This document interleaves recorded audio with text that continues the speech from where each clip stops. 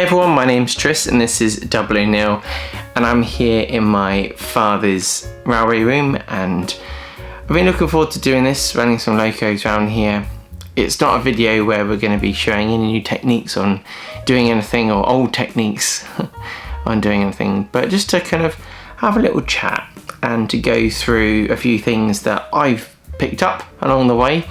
Recently I went over to the Northampton and Lamport Railway, which was really enjoyable. It's, I think, 15 minutes from my work to get to, and I haven't been there, and I've worked at that place for 10 years now.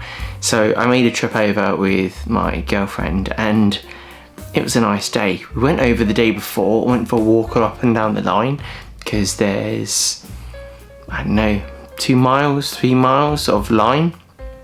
Might be a mile and a half, might have completely mixed that up, but I had a really nice time there, and I wanted to put a couple of little clips up for you to enjoy, because well, I enjoyed it. And they're asking for volunteers, so if you're in the Northampton and Lamport area, then maybe that's something you'd like to do and commit some of your time to. For me, it's something I think about, but I never have any time, so might be something that I can't do.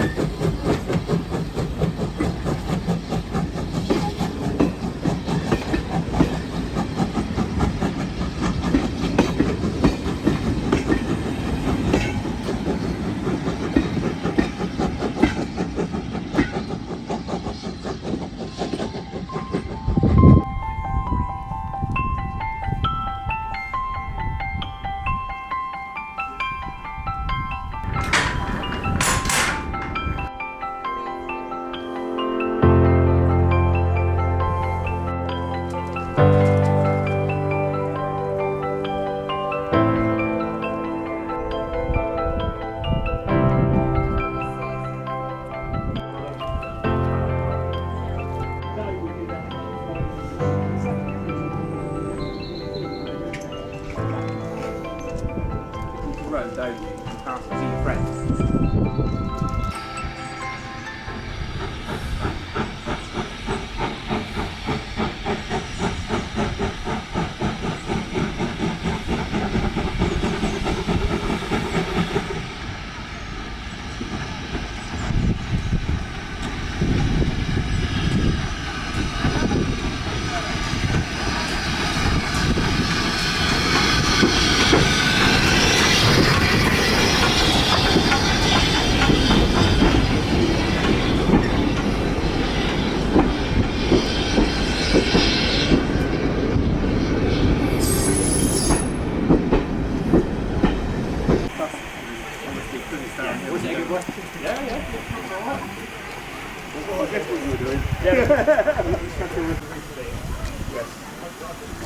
I guess we're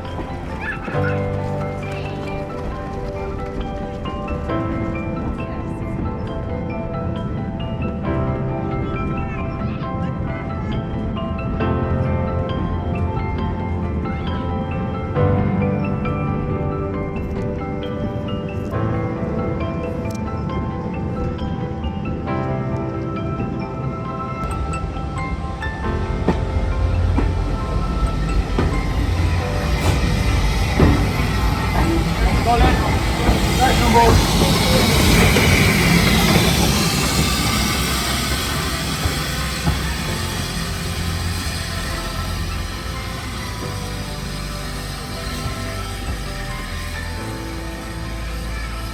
When I was doing my 040 layout, which you might have seen, my Jubilee layout, which was my little mini series that I released, I kind of realised that the Peckett by Hornby was very good going around that layout, as well as my 040 pannier. So I spoke to Tony from Tony's Trains, and he got me another one, which is called Bear. I don't know why it's called Bear. There might be a backstory to it. But it's blue and it has a red chassis and red conrods. It looks kind of great, so we'll run that round today. Another loco that I picked up, and that was when I went to the Trains at Trinity show, that you might have seen that. If you haven't, check it out. If you don't want to watch it, then don't. And it was after, when I spoke to Tony at Tony's Trains of Rugby, that the price has gone up for them, and I knew that he had one left before I went there, and I've always thought, oh, I'd like to get that one day, and it had been sold out. A YouTuber had told everyone that they're going cheap at the moment because obviously the price is going up, so pick them up where you can, and so I was too late. So when I was at Trains at Trinity, there was still one there at a normal price. Well, the older price. Everything's been getting more expensive, as you know, getting that a little bit more unaffordable. So I picked up this, it's a Ruston and Hornsby. It's a 48DS, and it's Express Dairy one. And I wanted this because it's cute and small. That's the only reason. And I thought I can run that on my little layout as well, because it might deal with, you know, these small radiuses. So we're going to have a go with that on the layout as well today. And I'm looking forward to having a play around with some micro layouts, pop that on the track there, that I can then use these small little diesels on. So yeah, kind of fun. Then the last bit, which I've been looking forward to getting, because I already have one of these in a different number. And I spoke to Tony. I keep mentioning Tony, but Tony looks after me. It's really nice talking with him and going to his shop. So got a clip of him here. And say hi, Tony. So yeah, friendly guy, really helpful. So I picked up the Great Western Railway Terrier train pack. I didn't feel I needed all the coaches, and the option to have the logo on its own, well, wasn't apparent. So I can always do with a few more coaches. I've already got a few of them already from what I've been, you know, picking up over time. So I've got number 6, which is actually, and there's two ways that people like to say it, Dapole or Dapole Terrier that I've got. So I've got number 6, and that's a nice little one. I've not run it too much, but this one's number 5, so that'd be nice. I won't do an unboxing because you might fall asleep me doing it. Many other people like to do unboxings, but what I do is I'm going to get them out, we get them on the track and see how they run. This tiny loco looks fantastic. It's that big. It's so small. It comes with this wagon which has power pickups on the wheels, and that's obviously great if you've especially got loads of points where it's going to be cutting out. For me, I'd like to run it without that at times, but we'll start running it with this, see how it goes round, and then we can make a decision after that if we want to disconnect it. So we'll just test it now, see if we can run it backwards and forwards, see how it runs out of the packet.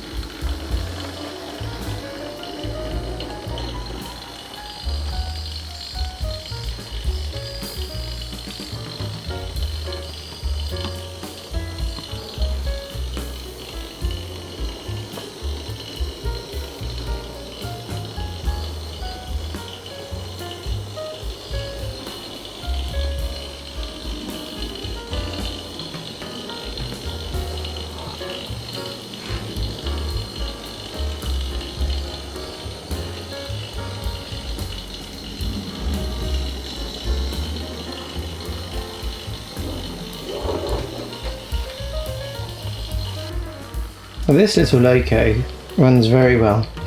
Nice and slowly, quite happily. I'm quite impressed with it actually. I honestly am. What we'll do is we'll move over to the next loco, which will be Bear here. Bear is a very nice looking loco, very red chassis. It's impressively red, almost like plasticky, but at the same time it looks good. I'm sure a bit of weathering would bring it in, but I'm not worried about that. Let's get it on. Let's see how well Bear works around the layout and go from there. We might even get it to pull something.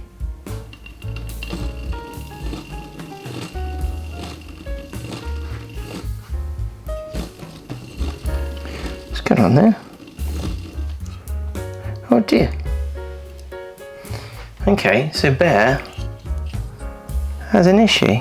So unfortunately this hasn't gone to plan. Bear's conrod here is come out of from behind the piston bit there, so I need to try and connect that back up. I'll have a little play and see if we get that fixed. Well, that was disappointing. I couldn't get that to go back on. Might have to get back in contact with Hornby on that one and show them the issue, because I'm sure they'll be able to get that sorted for me. I don't want to mess around with it as it's a new model too much, because you'd assume it should be good out of the box. Okay, so this is our Terrier. It's number 5 and it's lovely Great Western green, so I'm very happy with that. Though the light green that the LB and SCR does look really, really nice. So what I'll do is I'll go this lap and then we'll put coaches on it and have some fun with some shots. Give it a help. A bit more. What we'll do is we'll bed her in at a higher speed because she doesn't like going slowly. Oh, yeah. That Ruston, sorry, ran really, really well. So what we'll do is give that quite a bit of running and then I'll come back to you and see how good it is.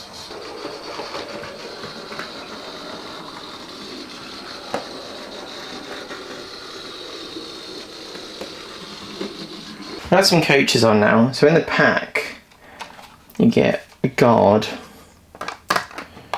that goes on there. Let's pop that there. Oh, it's coming back. Guess it's going downhill that way. They're all nicely, don't they? Then you got this one is a first class logo here. But I've also got some others, so I'm going to add them to it. That's a third. Let that rest against that one. We've got another first here. We've got 2 other thirds.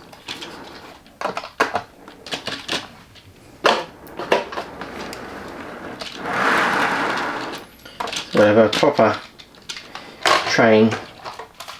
Well, I call it proper, I'm probably doing it all wrong.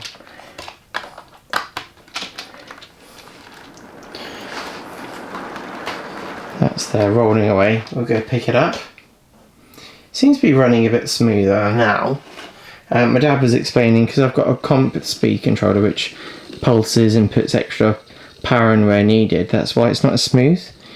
So we'll just pick that up and we'll go for a spin.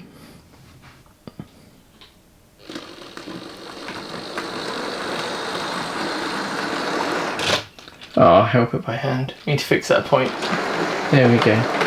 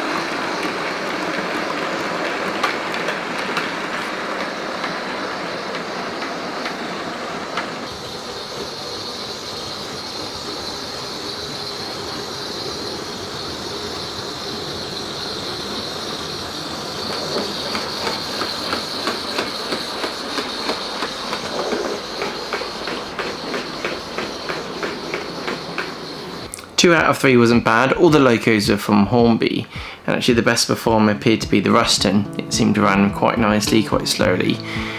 The Terrier works nicely. I've been trying it on a comp speed controller or a normal DC system, which would be a lot smoother. And yeah, seems to perform nicely on them. It pulls all 6 coaches quite nicely. I've got it coming around now, just having a little look at it. It's quite nice having 6 coaches of the 4-wheelers on the back of it. I don't know how much that upsets people, but for me it makes me quite happy. I need to put people inside, same as my other one. My Dapol version didn't have coal in, which is cool. I can put some coal in. I'll put some real coal in this one, put some little people, but obviously we've got a driver and fireman to driver it and fire it.